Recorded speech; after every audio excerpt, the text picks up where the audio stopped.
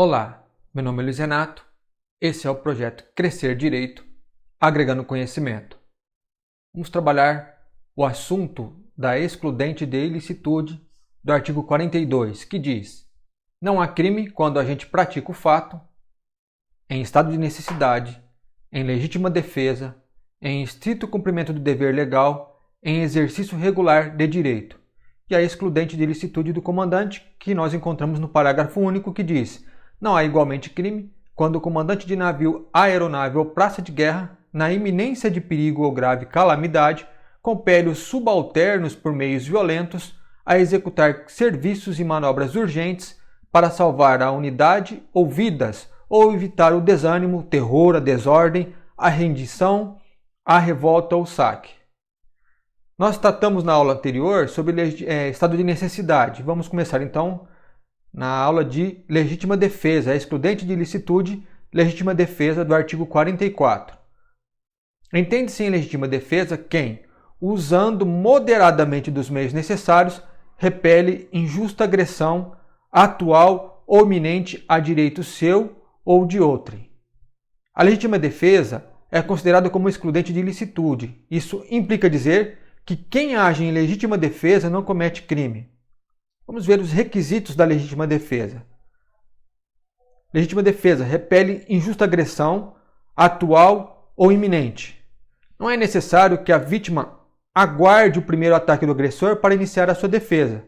Assim, a legítima defesa pode ser utilizada em situações em que a agressão é atual ou iminente, ou seja, ainda está por vir. Significa dizer que se o ataque do agressor é inequívoco, a vítima já pode se defender. Emprego moderado dos meios necessários.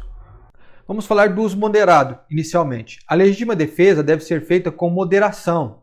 O ato de defesa deve ser proporcional à gravidade da ameaça ou agressão. A avaliação da gravidade é subjetiva e deverá ser analisada caso a caso. Vamos analisar agora dos meios necessários. Na legítima defesa, quem sofre injusta agressão pode usar dos meios disponíveis.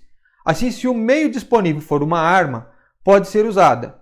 Cabe frisar o fato de que não existe número mínimo ou máximo de disparos para que se caracterize a legítima defesa.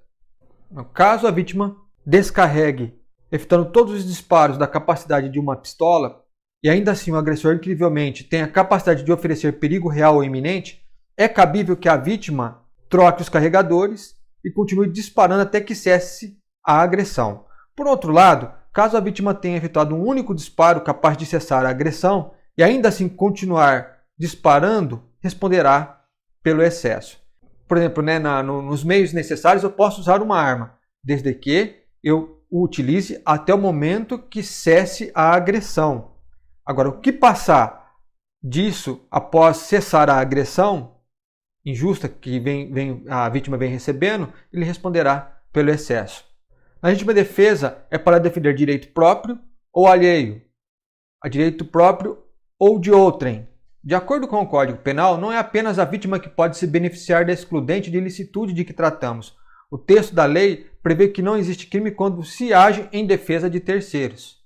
A legítima defesa, conforme previsto na legislação em vigor no Brasil, não autoriza ninguém a fazer justiça com as próprias mãos, justiça pelos próprios meios. Caso não haja agressão real ou iminente, ou seja, se a agressão já se consumou ou simplesmente não se sabe quando e se vai de fato ocorrer, a ação da vítima contra o agressor não estará amparada pela excludente. Legítima defesa putativa. Na legítima defesa putativa, o agente supõe erroneamente que está sofrendo ou que virá sofrer uma injusta agressão. Para compreender melhor como é caracterizada a legítima defesa putativa, vamos a um exemplo, onde fulano ameaça ciclano de morte e diz que quando se encontrarem novamente irá matá-lo. Passado 2 dias, ciclano, passando próximo à casa de fulano, que o ameaçara anteriormente, percebe que fulano se aproxima com a mão no bolso. Ciclano, acreditando que fulano irá pegar uma arma, rapidamente saca um revólver e atinge fulano, matando-o imediatamente. Após isso, se constata que fulano havia colocado a mão no bolso apenas para pegar o celular.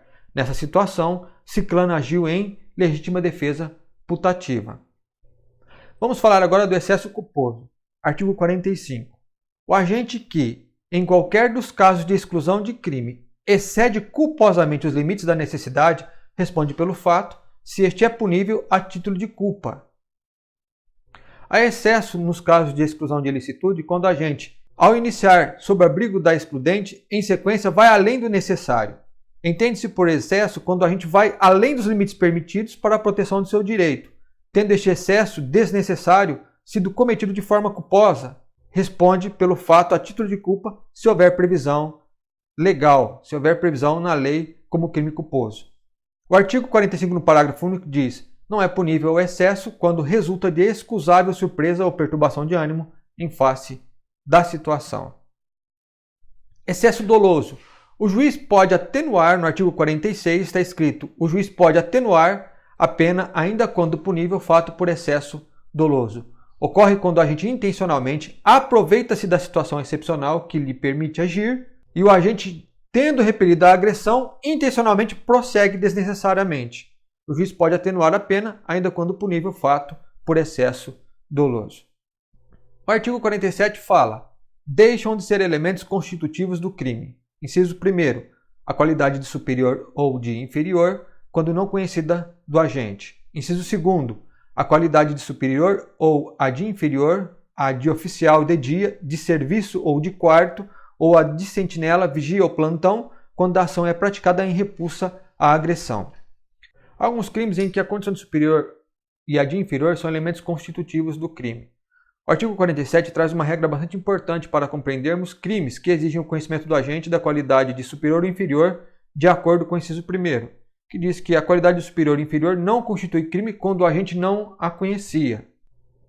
A regra do inciso 2 também diz respeito a certos crimes específicos, que é a condição de superior, inferior, oficial de dia, de serviço ou de quarto, de sentinela, vigia ou plantão, faz parte do tipo penal. Estas condições especiais deixam de compor o crime quando a conduta praticada pelo agente é para defender-se de agressão por ele sofrida. Excludente de ilicitude. Artigo 42 diz: não há crime quando o agente pratica o fato em estrito cumprimento do dever legal. O estrito cumprimento do dever legal é a causa de exclusão da ilicitude que consiste na realização de um fato típico por força do desempenho de uma obrigação imposta por lei nos exatos limites dessa obrigação.